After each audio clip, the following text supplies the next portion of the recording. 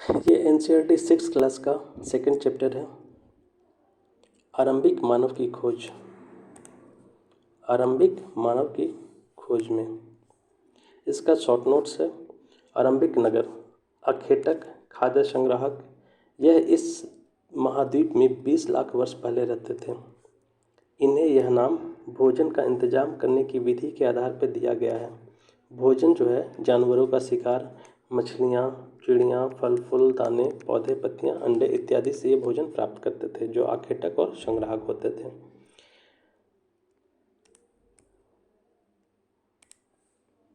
एक स्थान से दूसरे स्थान पर जाने का कारण, जो पहले के लोग होते थे, जो एक स्थान से दूसरे स्थान पर जाने का क्या कारण था?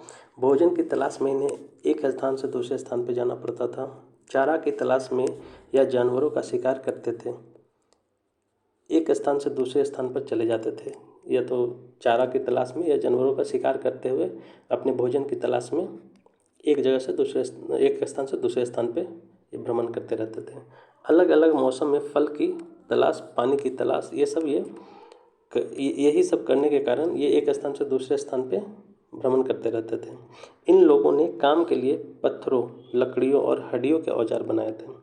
इन लोगों ने, जो घुमंतू लोग थे या जो पहले के प्रारंभिक मानव थे, वो एक स्थान से दूसरे स्थान अपने काम, शिकार के लिए या फिर अन्य किसी काम को करने के लिए पत्थरों, लकड़ियों और हड्डियों के औजार बनाए थे, ताकि वो आसानी से उस काम को कर सकें। नेक्स्ट है पुरास्थल।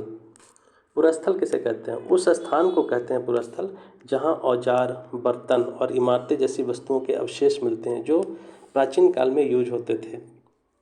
जहाँ पे मिलते हैं उस स्थान को पुरास्थल कहते हैं।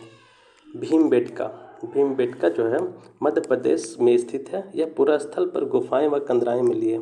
जो भीमबेटका है मध्य प्रदेश में स्थित है और इस जगह पे पुरास्थल की गुफाएं व कंदराएं मिली है, जहाँ लोग रहते थे। नर्मदा घाटी के पास ये भीमबेटका स्थित है। कुरनूल गुफा जो है आंध्र प्रदेश में है। यहाँ राख के अवशेष मिले हैं। बहुत इंपॉर्टेंट है ये। कुरनूल गुफा में राख के अवशेष मिले हैं। इसका इस्तेमाल प्रकाश, मांस भूनने व खतरनाक जानवरों को दूर भगाने के लिए होता था।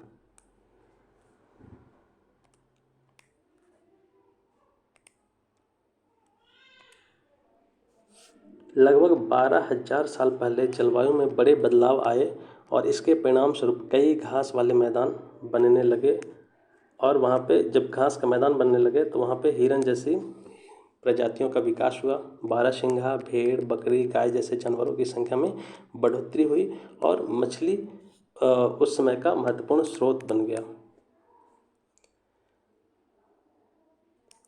प्रारंभिक पशुपालक व कृषक के साक्ष्य जो है वो मिलते हैं कहाँ से? बुर्जहोम से मिलते हैं। बुर्जहोम जो है कश्मीर में है। मेहरगढ़ जो है आज के पाकिस्तान में स्थित है। चिरांद जो है, चिरांद और चेचर बिहार में है। कोल्डिवा है मध्य प्रदेश में। और दौजली जो है वो असम में स्थित है। यहाँ से प्रारंभिक पशुपालक व कृषि के साक्ष्य या कृषक के साक्ष्य मिले हैं। बुर्जहोम के बारे में देखते हैं। बुर्जहोम जो है वर्तमान कश्मीर में स्थित है। यहाँ जो है लोग गड्ढे के नीचे घर बनाते थे, जिन्हें गर्तवास कहा जाता था। मेहरगढ़ में बस्ती का आरंभ 8,000 साल पहले हुआ। यह स्थान ईरान जाने वाले रास्ते में महत्वपूर्ण था। यह बोलन दर्रे के पास एक हरा भरा समतल स्थान है। यह जो है मेहरगढ़ बोलन दर्रे के पास एक हरा भरा समतल स्थान है। इस इलाके में सबसे पहले जौ, गेहूँ, भेड़, बकरी पालना सीखा। यहाँ चौकोर तथा आयताकार घरों के अवशेष भी मिलते हैं मेहरगढ़ में। मेहरगढ़ में कब्रों के स्थान समान भी रखे जाते थे। एक कब्र में मानव के साथ एक बकरी भी दफनाई गई है। कई जगह मानव के साथ कुत्ते के दफनाने के साक्ष्य भी प्राप्त हुए हैं, लेकिन यहाँ पे एक बकरी दफनाने का भी साक्ष्य प्राप्त हुआ है। पूरा पाषाण, यह दो शब्दों पूरा यानी कि प्राचीन और पाषाण यानी कि पत्थर से बना है। पूरा पाषाण शब्द है जो दो शब्दों से मिलकर बना है। पूरा यानी कि प्राचीन और पाषाण यानी कि पत्थर। इसे 3 भागों में बांट सकते हैं। आरंभिक पूरा पाषाण काल को 3 भागों में बांट सकते हैं: आरंभिक, मध्य और एवं उत्तर पूरा पाषाण युग। पूरा पाषाण काल का जो देखते हैं, जो पूरा पाषाण आरंभिक युग है उसका इसका जो टाइम पीरियड है वो 20 लाख से लेकर 12,000 वर्ष पूर्व माना जाता है। इसे आरंभिक काल कहते हैं। वहीं मध्य पाषाण काल को देखें तो 12,000 से 10,000 वर्ष पूर्व इस काल को पर्यावरणीय बदलाव मिलते हैं। 12,000 से 10,000 वर्ष पूर्व जो है मध्यकाल, जिसे मध्य पाषाण काल जिसे कहा गया, इस काल में पर्यावरणीय बदलाव देखने को मिलते हैं। इसके बाद आता है नव पाषाण काल। 10,000 साल पहले जो है नव पाषाण काल की शुरुआत ही मानी जाती है इसे, 10,000 साल पहले। अब इसका ऑब्जेक्टिव क्वेश्चन देखेंगे।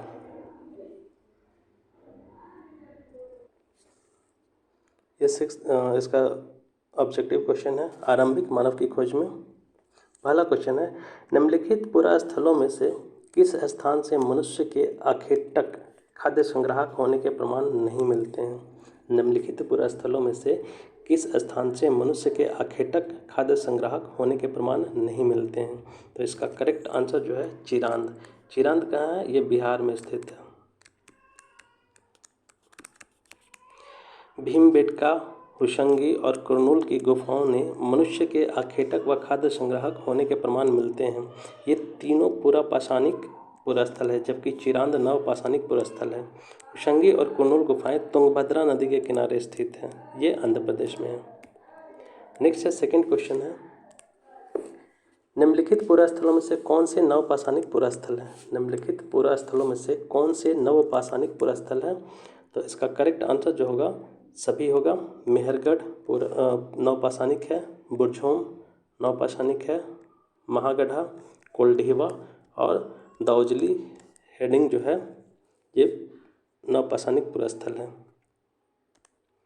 नेक्स्ट है थर्ड नंबर क्वेश्चन, पूरा पाषाणकालीन पाषाण औजारों के निर्माण के संदर्भ में निम्नलिखित कथनों पर विचार कीजिए। पहला जो है, पत्थर के इन औजारों के बनाए जाने का स्थान उद्योग स्थल कहलाता है।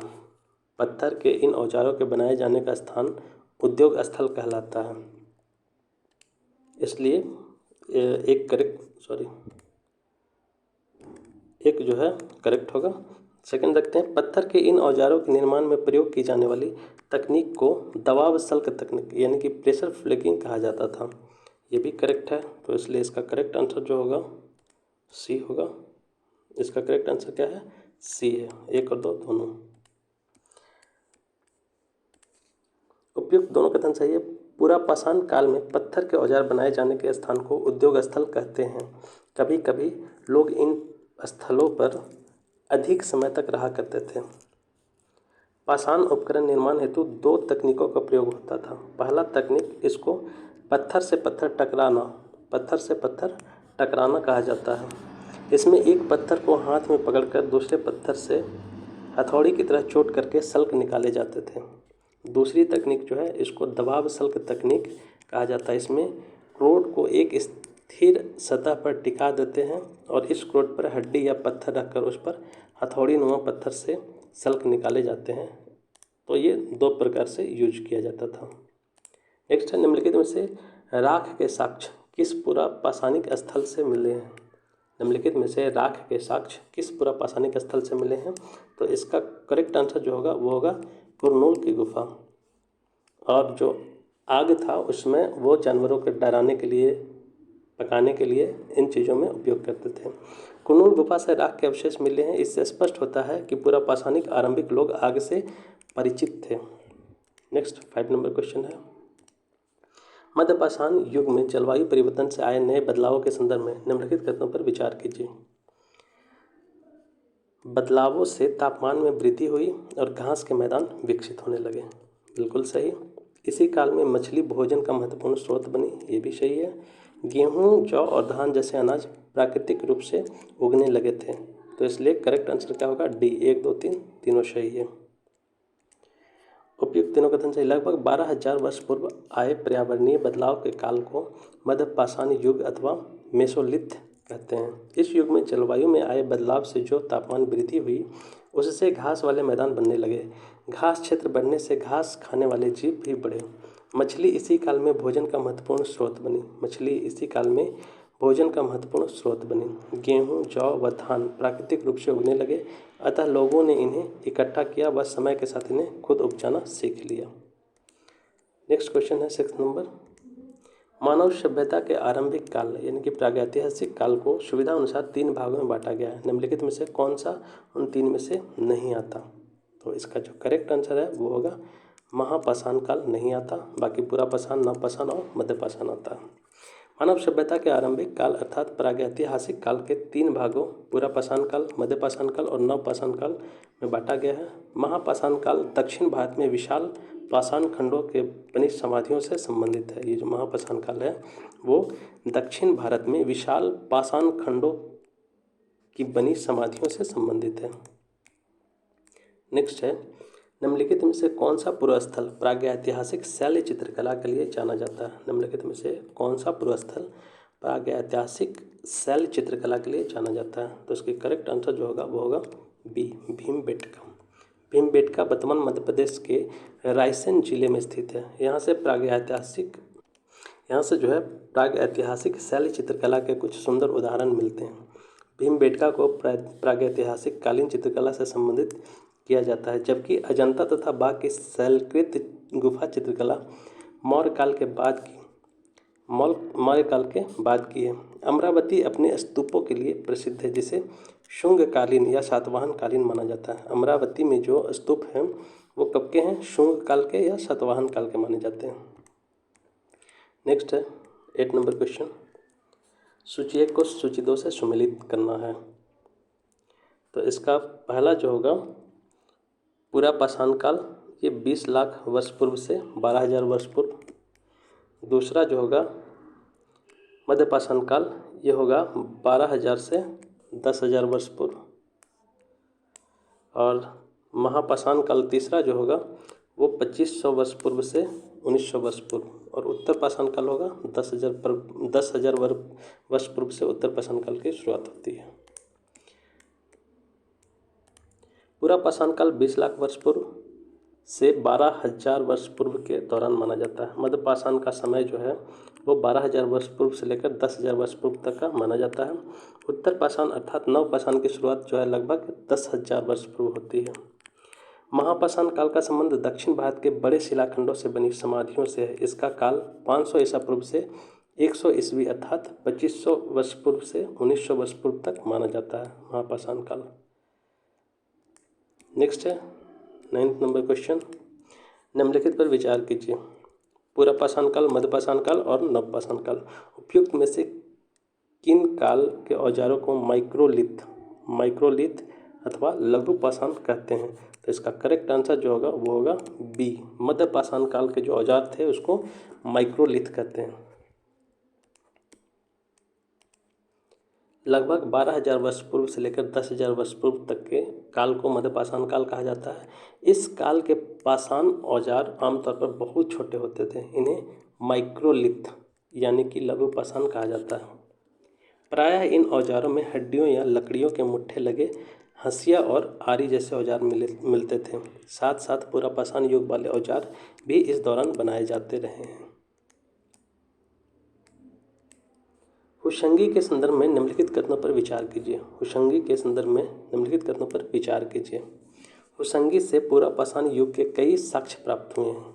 हुशंगी से पूरा पाषाण युग के कई साक्ष्य प्राप्त हुए हैं, बिल्कुल सही।